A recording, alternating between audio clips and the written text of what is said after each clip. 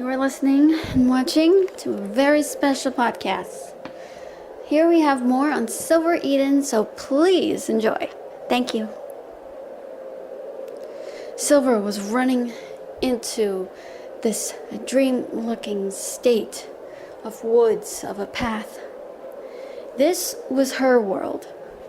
It looked like some sort of storybook, but never to be fooled that there is a darkness within the pretty pictures.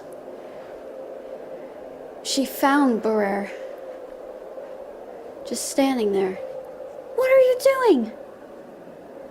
Look, I did not want to do this, but I asked him to do it. What have you done? Tell me, what did you guys do? You just shrugged, saying, she just told me to open this purple door. Wait, that door. Are you trying to tell me that you're not supposed to open that? Barrere, what did you do? Well, Just then, Sylver heard a voice. More than just one. Sylver. She looked behind to see her personal demons. They were all laughing and chasing after her. Sylver ran, but she called out, I can't believe you guys! Ah! However, Sylver felt dread overcoming her. Oh my God.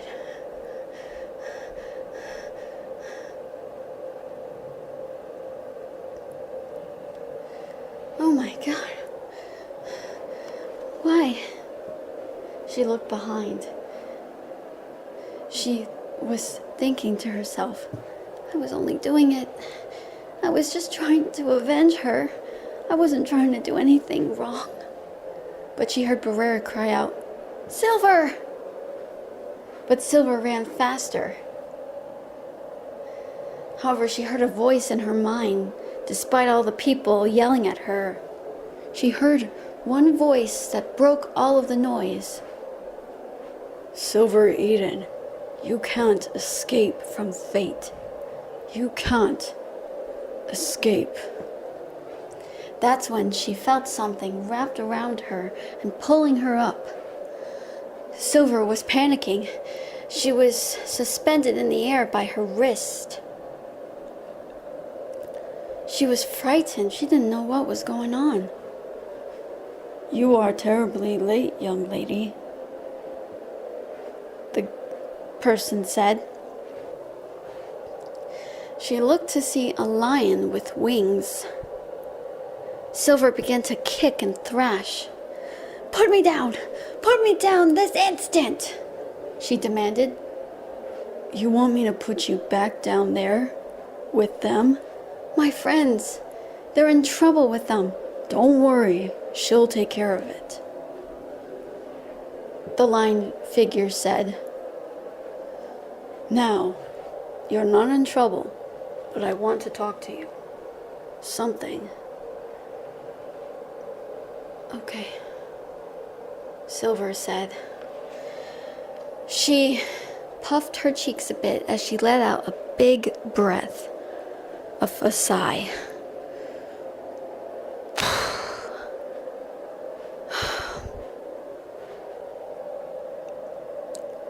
Please, get me out of this avalanche, she exclaimed. That's when the bounds around her wrist freed her, and she was consumed by a bright light. She heard a voice calling out. Sylver said, Sorry, guys, and she disappeared. However, she found herself falling into a bright light of an abyss. What's happening?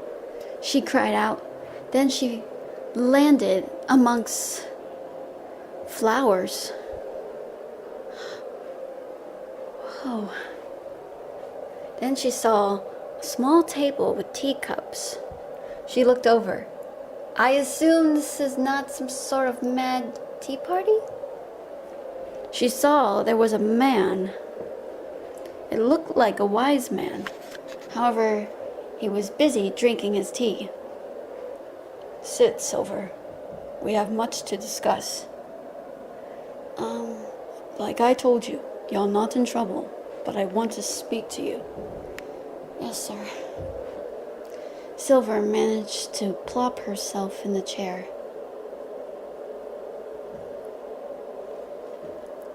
She looked down.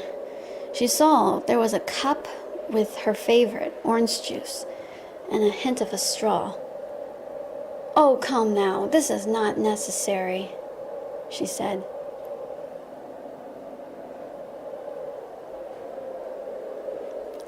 Now, I'm not trying to spoil you, but I can tell you seem thirsty, parched. Wonderful. Thanks, I guess. She managed to take the straw and sip it, just for a little, but then she let out a sigh. Thanks. I never asked for this. I didn't want this as a treat, you know.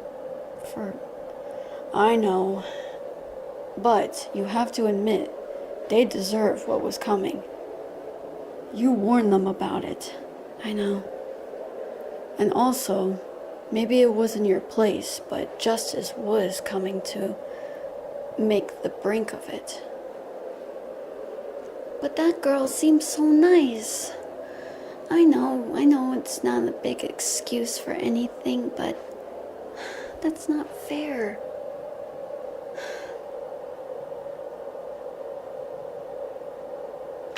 That poor girl. She's been through a lot lately. She wasn't in such steady conditions with circus tricks, and they were really mistreating her as well, but not as bad. But what's also worse is that she has to go and get beaten up. She's getting the crap beaten out of her. And that's what makes me mad.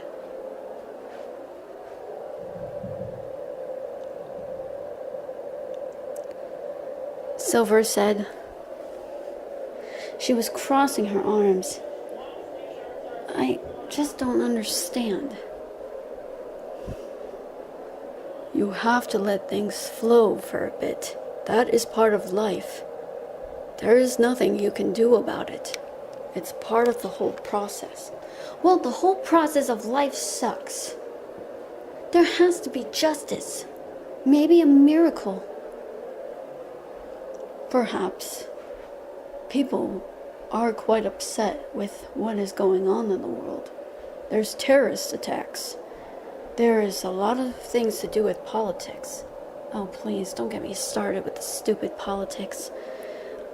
Looking at the politics is making me lose my faith in humanity. I'm losing my faith in humanity, and I decide maybe I can do something good with something. I mean, look around you. You can see the damage that has been done, haven't you? Yes, I have seen that. But you also were trying to do some good.